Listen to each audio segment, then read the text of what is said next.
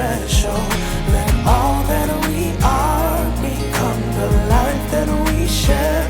And let's create a world that's built on our love.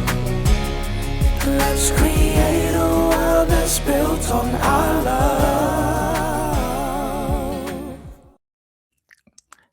Hello, guys, and Hi. welcome to another exciting episode of the Marriage is Better Together podcast. I'm Isaac, and this is my absolutely amazing wife, Teresa. Hi. And we're just very excited to be with you guys one more time. Episode 3. That means we super killing because we in the game. 3P, period. 3P, we winning. So life is good. Yes. Life is good. And I It's like February saying that. now. I like saying that because people just need to know that sometimes. Like, we're not just out here podcasting, having a bad time. Life is good. We're having a good time. We are more in love today than we were yesterday. For sure. And it's I ain't lit gonna tell like y'all that. why, but we are. It's lit like that. It's like you just said, it's It's February. So it's love month. And we're intentional about celebrating love in our household. Right. So our house is fully decorated. We do a tree for Valentine's Day. Yes, like just like y'all celebrate Christmas with a tree, we do a tree for Valentine's. I really Our do a kids, tree for all of the holidays. And an not Easter all of tree. them. Easter We tree. do Easter. I think Easter's like the last tree that we do though. And then I do it again. We don't do a President's Day tree or nothing like that. No. I was gonna do a whatever you thinking, don't do it. The green. Lord, my don't do it. Wait, St. Patrick's Day tree. Patrick's Day tree. We could do a lot of green in the house, but not another tree. Okay. Trees stop at Easter for me. Okay. Which has been what we've usually done. Stop at Easter. But we have a love day party every year for the kids. And this is our intentional party. If you follow us on social media, you've probably seen over the years, we're intentional about teaching our children about love. We want our kids to know what love is, how love is expressed in different ways, how love is expressed from different people. Yeah. So that as they grow older and they start to encounter other people outside of what they've grown up in the household, they'll be able to recognize what's genuine because they'll have an understanding and have encountered, interacted with love. Yeah. So. Then I think too, Valentine's Day is so focused on the romantic love. We want them to know like love amongst family, love amongst brothers, and that even if you don't have a romantic partner, that you still have love in your life. Absolutely. And so we like to highlight that, celebrate it. I'm the queen of a dance party. Right. So. And I think that you should celebrate love as well.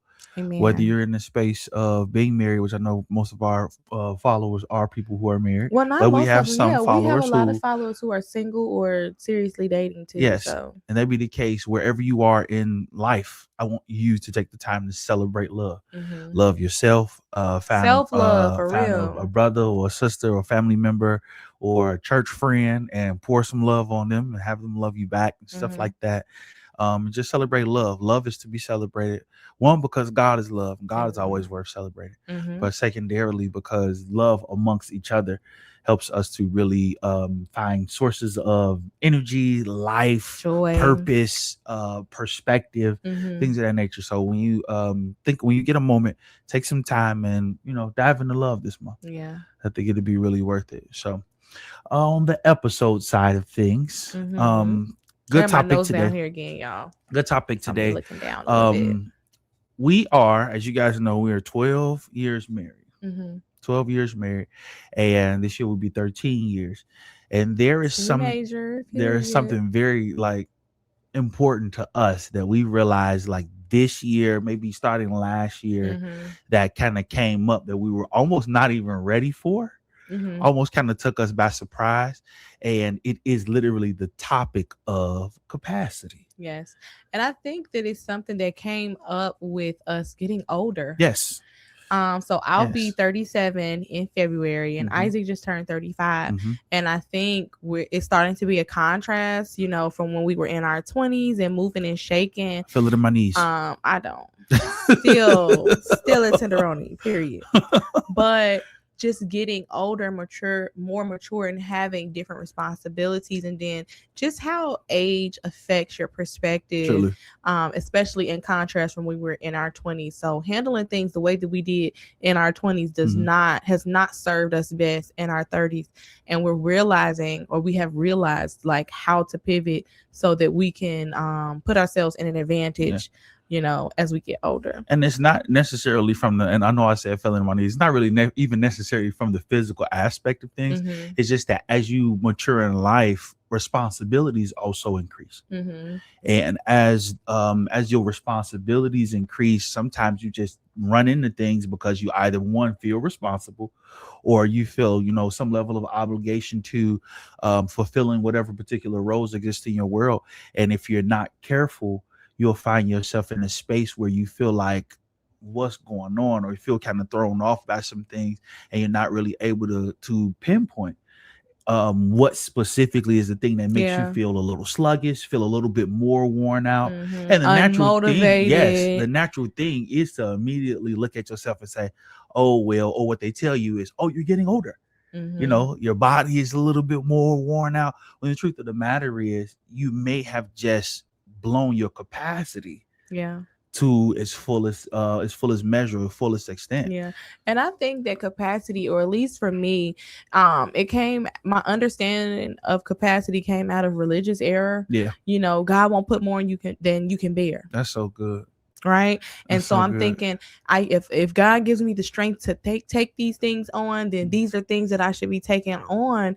And not knowing to use wisdom to decipher what things I should be taking on, what things I should not be taking on, or even the things that I have decided to take on, what is the real impact socially, emotionally, spiritually, neurologically, and even being like in that spiritual space, or religious space, if you will, somewhat. Sometimes you have this thought process like, well, if the assignment comes to me, that means it's for me, right? And it's like, maybe I should be assessing whether or not I have what's necessary to actually take that assignment on. Right. And we said this in podcasts before, and I believe it's a super powerful life period for both marriages and for single people, but for marriages as well. In this particular situation, like having your no game on fleek is important sometimes. Yes.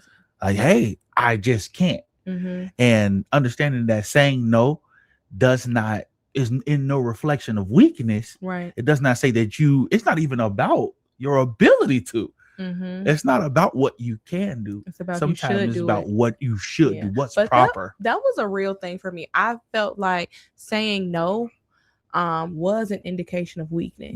Like, okay, that I had an inability or a deficiency somewhere, and I did not realize that saying no was a protection method or a preservation, I'll say, is a better word, because it's like saying no. I'm not saying no because it's not in my wheelhouse. I'm not saying no because it's beyond me or something that I can't handle, or that I'm too weak to be able to take on this task. It's that just I'm preserving my energy, my focus, my attention, my wherewithal to do things that might be more important, or I'm just reserving it for me. I think that that's so good. Just now in my big age started to look at preserving self as a way to respect and honor myself. And it doesn't have any other type of implications but besides self-preservation and respecting my person, to honestly look at it and say, do I really have it? And if I do have it, should it be going to this? I think that a misconception too, like in as far as marriage is concerned, is we make the mistake when we were younger of not looking at the capacity of the unit. And we looked at our individual capacities, because Isaac is the Energizer Bunny and our marriage suffered because we equated his personal energy levels and tenacity and excitement about things dictate what the unit was ready for, right?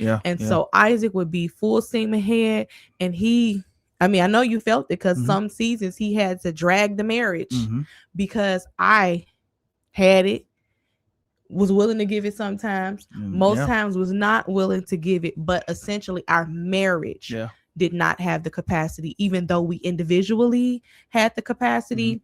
The unit, the marriage unit, did not have the capacity for some of the things that we were taking on. Yeah, like this was something that was in the like you said, that concept was kind of new to us. Like so much so that, like, I think might have even told this story before. Like we literally got pregnant with Issachar, our oldest son, had him, and I got up and went to church the next morning. Now the hospital was literally like 5 minutes from the church. It was like right there, but it was like it's stuff to be done, stuff we're responsible for. It's like at the moment, it was more than okay for me to miss. Yeah. To be honest, the pastor of the church actually was like, "Why are you here?" But for me, it was like I have a responsibility, both to my family and to this assignment. So after we were straight, it's like I can do it. So let me go ahead and be there. And it was like, don't know that was necessarily a good mindset. But again, like in your youth, it's like, oh yeah, I can get it. I can go after it. I can go. So one of the things that we want to encourage you today to start thinking about is like asking yourself, sit down with your spouse, sit down with your significant other and say, how much can our marriage, how much can our relationship handle? And I'll say, looking at it as a unit instead of individual capacity levels, because I think like we're responsible for different things, right? Within the marriage, the husband being, the head of the household. So you do have the capacity for a high level of things, but you need that capacity to be able to pour properly into the household. Truly. Me being the nurturer, I'm the educator in our house. I have a lot of different hats. So it's like me having the capacity to do things does not necessarily mean that the marriage has the capacity. So as the unit, considering all of the things that we're individually responsible for within the unit, once we've given to the unit in the way that it needs to be given to, what do we have to give after that? And if you put it in that sense, it kind of helps bring some things into alignment, because we at least hadn't considered those things. It's we still young, popping, like, let's go out here and get it. You know what I mean? And having that mindset for us, it was the energizer, because honestly, pure adrenaline and excitement about God and life is what helped us to not be as impacted as we could have been. We did eventually reach a point of burnout. Truly. We were completely burned out. And then it's like, okay, where did we go wrong? Where did we fail? And I think we looked at it as a sign of failure. The burnout was like something was going wrong. And even an attack, like the devil is on our track. He's trying to wear us out and make us feel like this, that, and the third. And it's like, maybe even him a little bit much more than what he's really worth in the particular conversation, when maybe there should have been some things that we should have just moved around. Right. And I think, we thought at the time that meant like, okay, where's the pit hole? Our marriage is weak. We're failing, or the system is failing. And we automatically went into like this repair mode. Like, how can we fix this? How can we make it better? What can we do? When the answer was, we didn't need repair. Our system needed relief. We needed to take some things off of the table. We needed to renege on some commitments. We needed to backstep some decisions that had been made to say, how do we give ourselves the space to rest, to take some things off our plate so that we can tend to the unit and really just give it a chance to recover, because it wasn't something else that needed to be done. It was actually things that needed to not be done. Like one of the first areas I can say that we really started to realize, like, whoa, capacity for us is shifting, was around having kids. Definitely, yeah. So we had Issachar. Issachar was smooth sailing. It was smooth sailing. Such a wonderful baby. We got one kid. Everybody's like, "Oh my God, this y'all first baby. Let me help you. We had people who were holding, because we was leading worship together at the same time. I want to hold the baby. Oh, what does he need? It's all cuddles and all friends, right? It was like, okay, good. Then we had Uriah. And at the time when Uriah was born, we were actually displaced from church. Yeah. So community wise, things were a bit different. Yeah. So, we had family members who would show up and, kind of help out for certain stuff. But then we had to shift things around anyway, because we were just like, we had just moved back to Chicago. Yeah, we were things recovering like, from our move from Atlanta. And yeah. So, but then we go to Teresa's 6-month appointment and she come out, because I sat in the car because we had 2 kids at the moment, right? So I sat in the car with Issachar and Uriah. And she comes out and she sits down next to me and she's just like staring off into the window. And I'm like, what is to you? Is you good? What do they just tell you? And she's like, I'm pregnant again. Back to back bangers. Yep. So then we had Levi right there 11 months later. So now things are like, okay, maybe we got to slow down a bit. Right. And truth is, we didn't even really realize it just yet, because we had Levi and then I took a tour like right after that. Yes, we were moving, but it wasn't until like things were just like coming. It seemed like a whole lot of life happened. So after Levi was 3 months old. We did a live recording. Isaac had a medical emergency. He was down maybe for like a month after that. Right. Went touring after that. Yes. And life was coming fast, because it was kind of like after we had that medical emergency, that was really the point where we rested a lot. Yes. But our capacity was still maxed out. Yes. Because here's the other aspect of capacity, right? So we're at home, we're spending more time together, we have more free time. And we did not equate the capacity. Also didn't mean I don't have nothing to do. Yeah. It meant, where am I emotionally? So yes, I don't have anything on my schedule this week. Me and my 3 kids and my husband, we're going to be at home all day. And we would allow people to come and sit on our couch, and we would be on the phone with people for hours when we were supposed to be resting. Yeah. Or we would get up and go and pour out, because after all, we didn't have nothing to do. We hadn't did nothing all day, have a wonderful picnic, and then get up and go and labor for hours and hours and hours, because we were not tired. But we were not considering the spiritual implications of the medical emergency. Absolutely. And where was some time where we could have paused and said, hey, this traumatic event just happened. So not just physically resting, but how are we spiritually resting? Because we did not spiritually rest. And we did not emotionally rest. Yes. To be able to really, because it was some things that we unpacked later about the medical emergency. Surely. But we were I want to call it hypervigilance. And I think that it was just because of the new lease on life. Yeah. Like, she should have died, didn't die, came back better than ever. Got to get the devil back. Yeah. But you know what? This hypervigilance shows up a lot in ministry, unfortunately. And we were, what's the best way? Like, we were excited to be alive after the things that we had overcome. And so I think that there was a level of excitement that didn't cause us to use discernment. And so we were not really discerning, like, okay, yes, we have rested. We would lay in the bed for 6 hours at a time and then get up and go minister for 6 hours. And it's like, y'all resting, but where are you emotionally? Have you gone to a therapist? Have y'all went and got deliverance? Or have y'all really just did nothing? Because maybe if you would have did nothing for 12 hours, you would have been able to sit with your thoughts enough to say, how am I feeling about everything that just took place? I didn't get in therapy until maybe 2 years after that? Because it was a year and a half after. Yeah. Because I get it was like 21 though, wasn't it? Well, the initial therapy, because they remember the other therapists that fell through. So you initially went for I got in consistent therapy where I could actually talk for real. Because at that time I came off the road or whatever like that.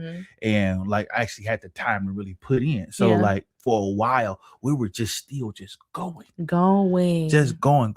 Like she said, it was almost like give and take, like not really giving. It wasn't give and take from what we were giving to. It was just like we come try to give ourselves a little rest and then give it all out again. It's more give and give. So like we were like in this space where it was like, Now we looking upside each other's head, like what's really going on? Right. And what we had to do is really take some time and really identify what the drains were. Identify the pressures. Mm-hmm. Right. So you have these pressures that you're going to experience, and it's natural. That's natural. Again, having obligations, being people, being members of families, being members of a community, there are going to be natural pressures that exist in the world, in your world. But you have to take the time to identify, one, as a married person, where that pressure lies. So is what I'm experiencing an internal pressure in our marriage, or is this a pressure that's actually coming from outside? Right. So that I can properly say, okay, cool. Once this is put in its proper space, how does this particular pressure serve the collective? Right. Or is it really a concern of the unit? Yeah. Like, I think that we made the mistake of thinking everything that came at us needed to be dealt with. And it was just like, no, if I am having doubt and fear, that's an internal thing that we need to deal with. But somebody that I love having a crisis is not my crisis. It's not necessarily on us as the unit to step in and to support, provide, or we can identify how much can we give to this. If we can't give to this, then we can't give to it. But we definitely did not take the time to assess. Okay, like I'll give an example, right? So like I said, we had a lot of free time. I would go get, all the kids be at our house and mentally drained. But my time was free. So I mistook having free time as being available when mentally I did not have the mental availability for everything that I had just encountered. But I didn't, I guess, honor myself in that way. And it's like, well, God has blessed you with this free time. You got this beautiful house. You have the finances to be able to host. You have the space to be able to host. You prayed for the space to be able to host. But I didn't consider, do I have the mental capacity? Because when I tell you fried, I used to just have to lay down. I'm telling y'all, I used to have to lay down in the bed. Isaac would tell you, for a whole day after I hosted something. And it wasn't a introvert, extrovert. I was drained. I was tapped at my capacity mentally. So the smallest thing, like somebody coming over my house and me having to clean up after, the cleanup after a party, even with help, was mentally enough to completely drain me. So then how am I showing up for Isaac? Right. And the kids. And now I'm too tired to have sex. And I'm too tired to cook after the party. So it's like, did we have to do that party? We probably shouldn't have done that party. But I felt obligated because I had the space, the finances to be able to do it. True. And I think like something you said that I absolutely love is like knowing where that pressure lies and where their responsibility goes, because because of the type of marriage that we have, we do everything together, right? So if somebody calls Teresa and say, oh, woman of God, I need you to pray for me, I got this, that, and the third going on. Now we both robo shine, right? And it's like maybe I should let you pray for her, and then when you done pray for her, I'll pray for you. Yeah, you know what I'm saying? Just so that we're not taking on pressures upon our marriage that may be a singular, a singular responsibility. And doing that, or keeping things in proper perspective in that way, helps us to preserve or reserve what's for us. Well, I'll say this. Let's take that same example, right? Having the time. So if me and you had a conversation that had been tabled, how do I guess, qualify or make it, is that a qualification? Like taking this phone call that could be an hour. Yeah. I could spend that hour having a conversation that we table, but that don't come up until we end the conversation again. And why haven't we talked about this? This thing needs to be addressed. Yeah. And it's like, but I took the capacity that I had and I took that ministry call, or I took that capacity that I had and I went shopping with my girl when that time could have been used to address something internal. Something that was necessary to build the collective and to build the capacity. Because there was another thing. I guess, so from the framework of God won't put more on you than you can bear, which is that's just not even biblical. Like we going and picking this stuff up. That's what we do. I did that, going to pick things up and then saying, God, if it's enough for me, like He not gonna knock it out your hand. No. If you go and pick it up, then you will be carrying it. Yeah. And that's why you're supposed to be casting cares and also using wisdom and discernment and knowledge to even say in the first place, before I pick this up, should I be picking this up? And how much of it should I pick up? And when should I put it down? But when we don't look at things like that, we end up with too much, right? But I was looking at it like, oh, you won't put more on me than I could bear. So I wasn't concerned about intentionally growing my capacity. Yeah. And I thought the capacity growth happens from the more that you pick up. It's like stretch mark. Like the bigger you get, it stretch you out. It's like, no, sis, you was just carrying too much heavy stuff. You was more breaking your back than stretching your capacity. Absolutely. Because if you overlift, you gonna wear something out. It's not gonna. Had them big spaghetti legs. There's a proper way to increase. There's a proper way to grow and to get bigger. Like even with lifting real weights, like you can't just go out there and just grab the biggest thing. It's like, I'm gonna just keep hitting this and then I'm gonna be the biggest. It's like, that's not how it works. Right. There's a proper way that you have to approach the expansion that's necessary to be able to create the capacity that you're looking for. So like, you got to ask yourself again, what can you handle? Second question, is this the season? Yes. Is this the time to take this on? Absolutely. Right? Like, because the truth of the matter is, seasons do present different levels of capacity. Like as you go throughout life, as different things are going on, right? You will have more responsibilities in one season, less responsibilities in another. Or different. Right. So it's not even more or less. It's just the different, like the way that you disperse. Yes. It is going to be different weights on stuff. But that puts you in position to be able to say, okay, cool. Yeah, this is the time to take this on. Yes, I have this family member who just needs, right? They're needy, which is, okay. Well, that's, you can balance needy however you want to, right? They just need, right? I got you, right? At this time, hey, I need a couple dollars. All right, cool. I've talked about it. We can give you a couple dollars. Christmas ain't the time for that. I can't give you a couple dollars because all them dollars is needed for the house. Teresa want to decorate elaborately for Christmas. She want to put up 6 trees and everybody get a tree in their room. And what's your tree? What's the theme of your tree? And we do all that stuff. And that's fun. And that's for us. That's our family. That's what we do for our family, right? But in order for us to be able to do that, we also have to weigh, as small as that concept is, we have to weigh where we are in capacity. How can am I able to be present in this particular area, knowing that I have to do these things? Yeah. I think that was one of the most difficult decisions that I've had to make since we've been married, honestly, about where to place capacity, right? And so it came up with kids again. So after Judah was born, we know that we wanted to have more kids, but it came to a point of like, do we have the capacity for another pregnancy? Does my body have the capacity, right? So when that checked off, like, yeah, I could have 4 more kids. I could be pregnant with triplets right now, no problem. So that wasn't the issue. But then I had to say, do I have the capacity for more children right now? And I had to make the decision to I have an IUD.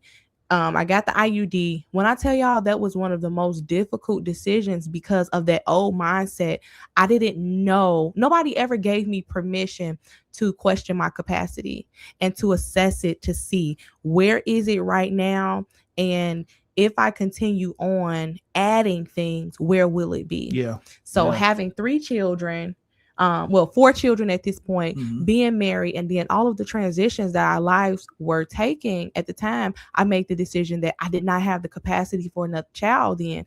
But because I was doing it out of knowledge, understanding something, but not really the wisdom, right? So doing something out of knowledge, just knowing that lining up everything and looking at it, I can make an informed decision versus using wisdom to say, this is godly wisdom, considering all how aspects. You should move concerning something based on the given situation. Like I wish that somebody had gave me permission to say, you do not, even though you want to add to your family, you don't have to do it all now. And like this, and this particular area was very heavy for us. And the reason why is because like children are a purpose space for us. Like anybody who has ever had a conversation with us knows that we're like, we want Like when we first started talking about kids, like, okay, we'll have up to 9, right?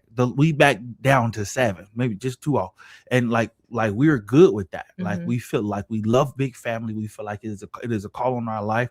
Like our 4 kids, like we have a ball with, and giving them more siblings like seems like the coolest thing in the world. Right. Let's do it. But if we just like, okay, cool, let's just go after it right now, and we stack the house with 7 kids, where are we gonna be? Right. What kind of mother would I be able to be if I would have kept having all of my kids back to back? You know, because Uriah and Levi came back to back, and that happened, I believe, in God's timing. Truly. But being able to family plan was a capacity question. But at that time in life, I didn't have or I had to give myself permission to say it is okay not to be able to take on, because the reality is I could have done it. Yeah. But what condition would my marriage be in? Because at this time, we're still learning how to juggle our 4 kids. We're still making a lot of decisions. So we had just came off the back. Issachar was in occupational therapy and speech therapy, right? So we were coming to an end of his therapies. We were deciding if we were going to really commit to this homeschooling thing, what our life would look like. Adding a baby on top of all of those decisions, and then do we buy? Do we rent? Are we going to stay in Chicago? Are we going to move to another place? Like so many things, so many projects that we were taking on at that time, like building things, you know, laying the foundational, like our ministries, our respective ministries, like our individual ministries were like babies in infancy at that point. Yeah. And so it's like we could have had another baby, but could our capacity, could our marriage handle another child? Yeah. And so I really grieved over that for a while. Like when I first got it, I felt guilt for not being willing to take that on, because I felt like it was wrong initially. Yeah. But I really had to look at it as honoring what God had blessed me with already, honoring my body to say, hey, even though you carry children beautifully, have had wonderful pregnancies, you still have to get up and take care of 4 babies. So adding a 5th right now, what is that going to do for you emotionally, spiritually, physically? You know what I mean?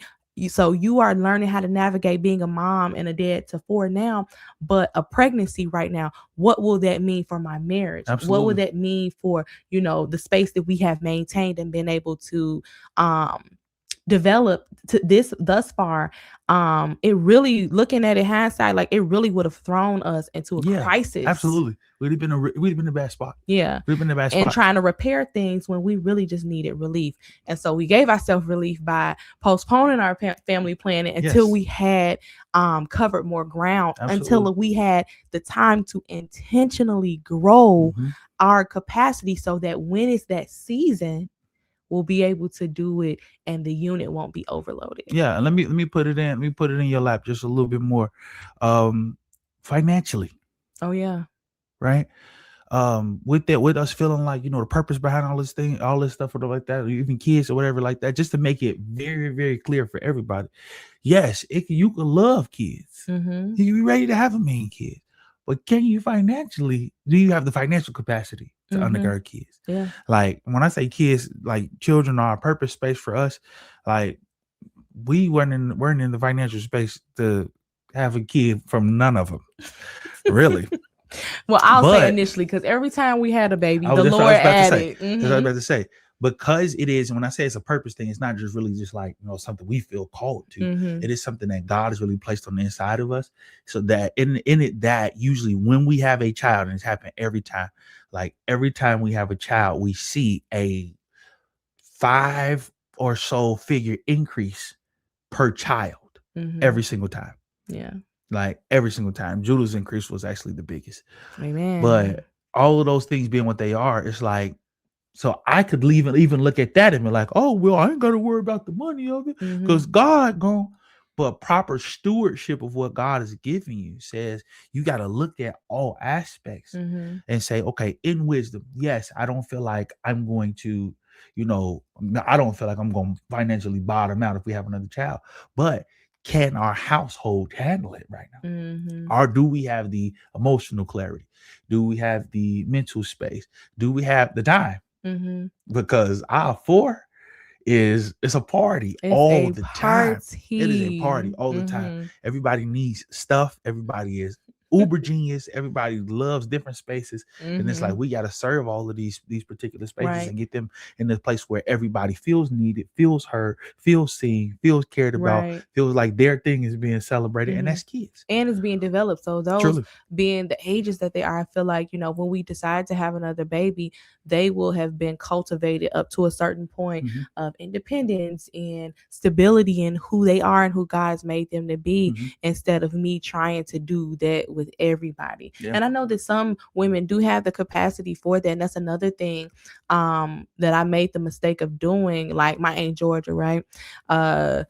She had, I don't even know how many kids, but I think more than 10. And we would go and visit her, and it's just like everybody would just be together, and she was just a wonderful example of a quiver fool. And she never raised her voice above a whisper, and that was just her lot. And I looked like, and Georgia lived in Bruce, Mississippi on a farm. Yeah. She had some farmland and a bunch of place for them 10 kids to run around and not get on her nerves and all of the things. And it's like her capacity was based off of her position. I live in Chicago, Illinois, and I think that too, and I'll add this, like social media has so many people comparing what their capacity should be, and they push and just keep going and just like, oh, push through it, I'm gonna push through it, you know, really in the spirit of comparison and not in wisdom to say, hey, this person is positioned in this type of way and their capacity is what it is, and our lives can mirror each other, but we have different spiritual capacities, mental, emotional, family stuff. Because I know that in this newfound space of honoring our capacity, honoring the capacity of our unit and individually, it's some stuff that we was tabling and waiting for a more opportune time to address and to dig into. Like, yeah, I know that I got some work that I need to do, but I'm gonna wait till the time, you know, instead of giving the system some relief and making the time. Because when you do the work, that increases your capacity. Absolutely. When you deal with those traumas, when you deal with those trauma responses, that is going to increase your capacity to be able to grow and to be able to move on and to further, you know, and to maybe move into some of the other things that you can see for yourself. But the answer is definitely to unload. Like capacity burnout or capacity fullness looks like conflict in your marriage. It looks like feeling like you misunderstand it, especially if y'all have a dynamic where it's one person that's more active and has that more maybe individual capacity because of whatever myriad of reasons, and the unit feels stressed, so they could feel like, I got all of this going on, you don't see what's happening, you don't see what's going on. Because man, the man of God, that was a point for us. Like, he could get up and go all day, but our roles were different. He on tour, right? I'm at the house with the kids, and I'm like, if you pick up another date, I'm moving out. I'm going to go get my own apartment, and I'm going to leave you, and you take the kids on tour with you. Because if you go pick up another tour date, I'm going to go berserk. And it wasn't that I didn't have the capacity to do what I was doing. It's not that he didn't have the capacity to do what he was doing, but collectively, the unit needed relief. Because while he was out touring, I'm hosting. I got people over the house every day that he's gone. I got a little group, a women's group, and I'm doing my thing instead of giving relief on both sides so that the unit could get some relief. We was out here moving and shaking and not considering what's the state of the marriage and have we reached capacity. I think we were kind of scared to admit that to ourselves because it seems like, do we not love each other? Like, is the love lost? Are we falling out? Are we losing it somehow? But it wasn't any love lost, and the marriage was not, our bond was strong, but there were just those external things that were crushing us and making it heavier than it should have been, making it harder than it should have been. And when we were able to use wisdom and discernment and honor ourselves and honor our unit, we learned a lot. I think you should take some time, look at the things that you guys are investing in, the spaces that you guys are going into, and ask yourself, you know, is it worth it? How is this serving where we are? How is this serving us collectively? How is this giving to, how are we receiving? Yeah, because that's one of the main things. Like a lot of the times it's what you have to give and not get back from. Sometimes that additionally makes you feel that heavy weight. It yeah, makes you feel like you're overloaded, and things that are serving you back as well are much easier to take on yeah, because you don't feel so worn out by them. yeah. But for the things that you had that are more on the one-sided thing of it, you got to, and it's really just requiring of the collective to give to, ask, is it worth? Right. Because the thing is, maybe it's not that you can't do it, it's just that you can't do it right now. Yeah. Or I'll say this too, because another capacity builder is turning into self. Yeah. And feeding self-care, or like if we're talking about the marriage, the care of the unit. So me and Isaac were able to get relief by dating more. Yes. We were able to get relief to our unit by really being intentional about unpacking some stuff together and individually. We were able to get some relief to our unit by going to get massages and having full park days, and not just from 1 to 5 because we had somewhere to be at 7:30. Like taking the time to pour by praying more. So when we were able to give ourselves relief by like being intentional to say, okay, we're not signing up for nothing else. We're not gonna make no big decisions right now. We are going to commit to prayer for rest. We're gonna commit to prayer for like, not for what's the next move, what's the next thing that we can do, how can I grow the capacity. It's like connecting to God, connecting with each other, and that's self-care too. Doing deliverance on each other, praying for each other, fasting with each other, like really praying too, because you know how that get lost, like pouring into yourself for real, like, and consistently too, because we'll give ourselves a little weekend fixer upper and say we praying and the whole house to have oil on it, and then go how long without the intentional pour. So that's a way that you can increase your capacity for what you have and for what's to come, by pouring into yourself consistently and being intentional about keeping it as a priority. Here's your biblical reference for it. And I know this is in the commandments and stuff like that, so people try to throw it out. But the truth of the matter is, the Bible does clearly say, "Remember the Sabbath and keep it holy."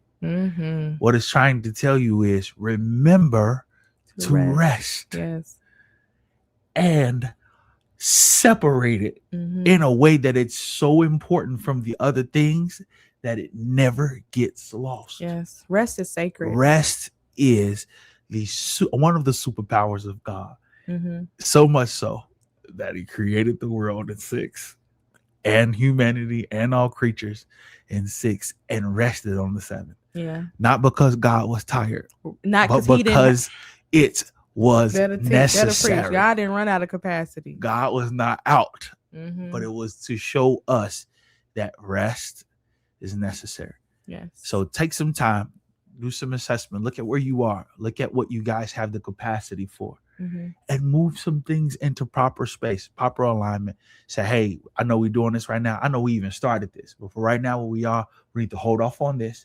We need to invest here. We should put our attention here. We should chill here. We should go here. Let's do this. Let's make some time for ourselves. The main thing about it is, ask the Holy Spirit. God will tell you. Now that is a pitfall of hypervigilance. Sometimes you be moving so much that you don't pause. Slow down. Because if you were to pause or to slow down, then you would be able to ask the Holy Spirit, what should I be doing? What should I be doing? What should be on this plate and what should be cleared from this plate?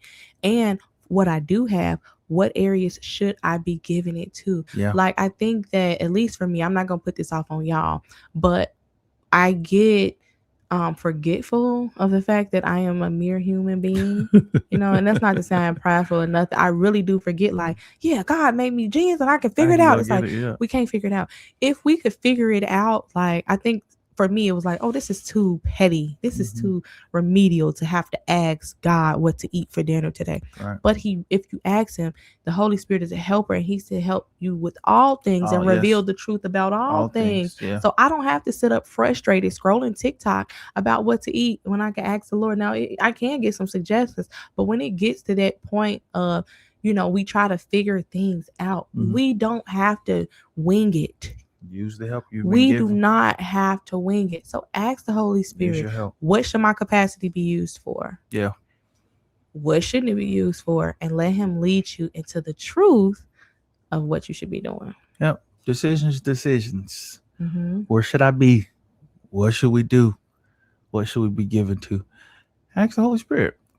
And he will literally give you what you need. So I hope this blesses somebody. Thank y'all again for watching this episode.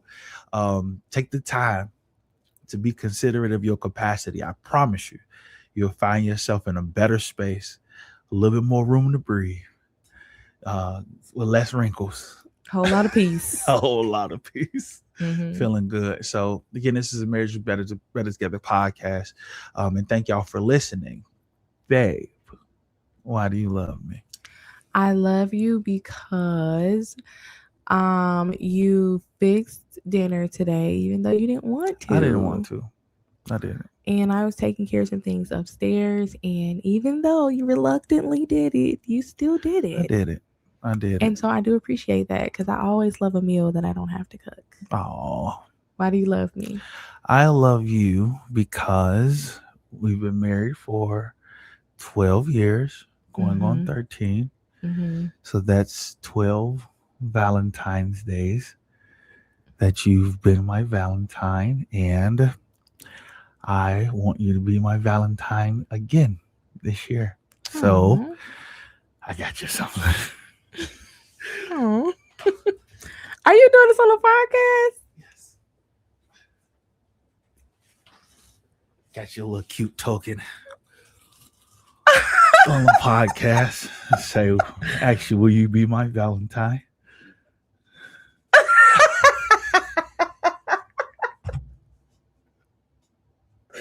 You're tripping. Yes, I'll be your Valentine.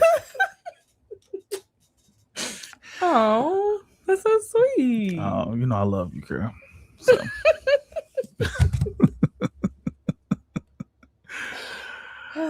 Yeah. So this is the Better Together podcast with Isaac and Teresa Tarver, where we, with our life, in all of our experiences, show you why two is definitely better than one. Y'all be good.